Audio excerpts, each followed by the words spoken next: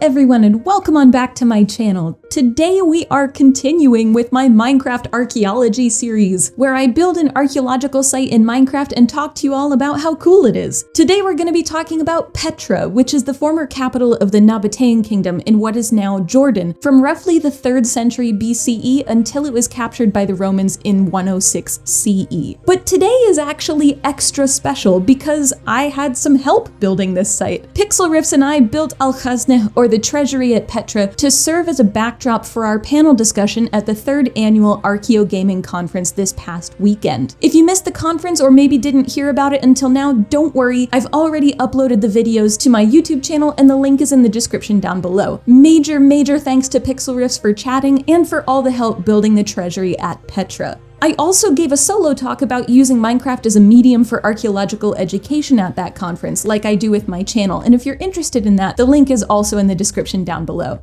So, the Treasury at Petra, also known as Al-Khazneh in Arabic, and apologies if I am mispronouncing that. Actually, you know what? Let's talk about Petra as a whole first, and then we'll get into the Treasury itself. Petra was the capital of the Nabatean kingdom, which controlled northern Arabia and the Levant between roughly the 3rd or 4th centuries BCE, maybe even the 5th centuries, and the beginning of the 2nd century CE, when it was annexed into the Roman Empire by Emperor Trajan. The city itself was literally carved from the sandstone walls of the various hills and gorges in the area. And when I say literally, I mean literally. It's also one of the most intricate and most numerous examples of rock-cut architecture from the ancient world, so it's a really important site. The Nabateans were originally a nomadic tribe, which means that they moved from place to place instead of having permanent settlements. Usually nomadic groups travel for grazing land for their herds, but that's not always the case. The Nabateans lived in and around the Arabian desert, although exactly when they moved where is somewhat debated by specialists. Nomadic groups can be really difficult to track archaeologically, so we often don't necessarily know exactly when they went where. We do know that Petra, which was the capital city of the Nabatean kingdom, was built surprisingly quickly in the 1st century BCE, and it eventually became home to roughly 20,000 people. Petra itself is in what is now southern Jordan, and it sits at and around the mountain Jabal al-Madbah, which again, I apologize if I'm mispronouncing. The mountain itself actually has a number of Nabatean ceremonial features at the top. This area of Jordan has been inhabited since at least 7000 BCE. Archaeological evidence for the Nabateans doesn't definitively appear until about the 2nd century BCE, but experts note that Petra was already the Nabatean capital by then. It makes sense then that there would be an earlier occupation here by the Nabateans if they already had a capital formed by the 2nd century BCE. Now, I can't read your minds, but I bet there is a question you're asking right now. ArchaeoPlays, why doesn't the archaeology go back earlier than the 2nd century BCE? Don't we have radiocarbon dates? We should be able to figure this out. Okay, granted that was more than one question, but you get the gist. Here's the thing. I didn't say we don't have any archaeology at Petra that dates earlier than the 2nd century BCE. I said clear archaeological evidence for the Nabateans being at Petra doesn't date further than the 2nd century BCE. We definitely have evidence for human activity at Petra before then. Like I said, we have evidence dating to 7000 BCE. But until about the 2nd century BCE, it's not obviously Nabatean archaeologically speaking. The samples for earlier activity are predominantly from things like burnt bone or sheep or goat teeth, and also some bits of charcoal. And they come from a few pits and also a wall foundation that largely dates to the 4th and 3rd centuries BCE, at least for the evidence that's just prior to the stuff that is obviously Nabatean. But we do have historical evidence talking about the Nabateans in this area. In 312 or 311 BCE, Antigonus I, who was a Greek general who had taken control of the Levant after the death of Alexander the Great, tried to raid the Nabateans 3 separate times. And you guys, he failed. And when I say failed, I mean totally failed. In the first attempt, Antigonus's officer Athenaeus attacked Petra at night while the men were away trading. They took a number of women and children to sell as slaves, loaded their horses with frankincense and myrrh, and stole over 13 tons of silver. Athenaeus and his troops traveled for about 35 kilometers before they made camp, thinking that they were safe for the night.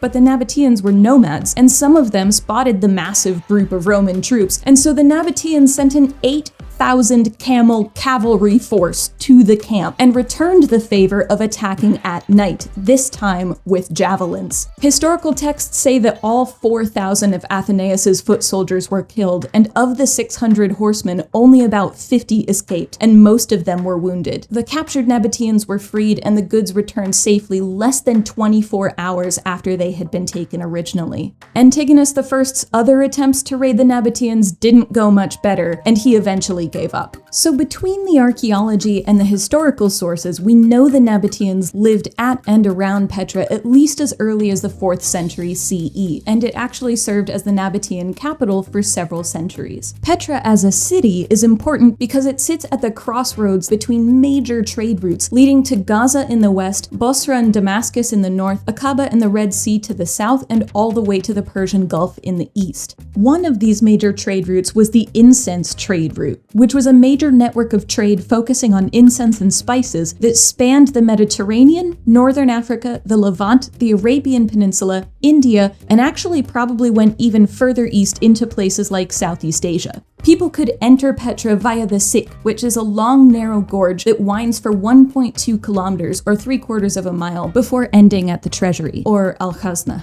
There are many votive niches along the walls of the Sik, which are small hollows in the sandstone walls that were used for offering or displaying sacred objects. There are also several statues of merchants leading camels through the gorge. Petra was actually an artificial oasis created by the Nabateans through dams, cisterns, and water conduits. Their extensive water-based engineering also allowed them to reroute the Wadi Musa, which is the nearby river, and prevent deadly flooding in the Sik. Believe it or not, there's actually a modern dam at the site today that uses the same techniques as the ones created by the Nabateans over 2,000 years ago.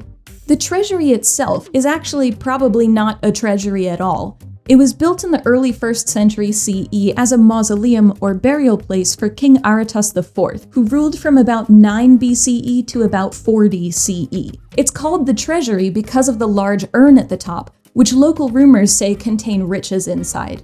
The urn itself is actually solid stone. There's nothing there. Well, aside from stone, at least. But there are many, many bullet holes where people have tried to break open the urn for its treasure over the centuries. The treasury itself has a number of carvings on the outside, which Pixlriffs and I weren't really able to create in Minecraft, at least not at this scale. There are 4 eagles on the top of the building that help carry away souls to the afterlife, and the figures on the upper level are all Amazons wielding double axes. In Greek mythology, Amazons are a society of female warriors and hunters who were particularly skilled at combat. At the entrance, there are statues of twin deities Castor and Pollux, who are Greek gods that protect travelers and live partly on Olympus and partly in the underworld. They are also the twins who form the Gemini constellation. The treasury has 3 inner rooms, one each to the left and right, and the largest through the main entrance. There's also another set of doors underground, which you can see in this lovely 3D model that the Zamani project made. There's no clear staircase from any currently exposed area, and we weren't really able to recreate this in Minecraft given this scale, but there is at least one other chamber down there. Unfortunately, there are several threats to this wonderful site. As you might know already, sandstone is relatively fragile.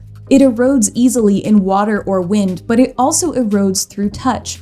Believe it or not, so many people have traveled to Petra and touched the buildings that the surface of the treasury has eroded 4 centimeters in less than 10 years. And that isn't a new problem. This is a lithograph created from an architectural drawing in 1830, and you can see how clear the statues are. But looking at this drawing from 1911, you can see the statues have already eroded pretty significantly in the 80 or so years between these two. Personally, I'm generally of the opinion that the descendants of an archaeological site should have the most say in what happens at or to that site. It's not really up to me, and probably not up to many of you, to determine what should be done with Petra or the treasury in terms of preservation or use.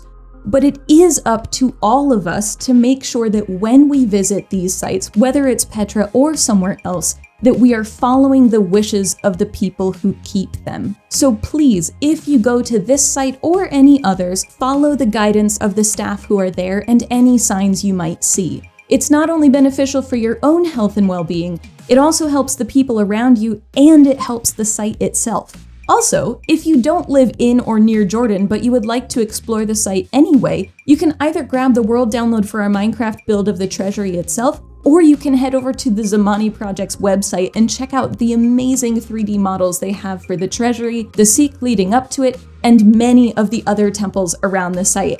And the great thing about the Zamani project too, at least for Petra, is that as you go around their 3D models, they used camels for scale, so at the very least you get to see a whole bunch of 3D modeled camels.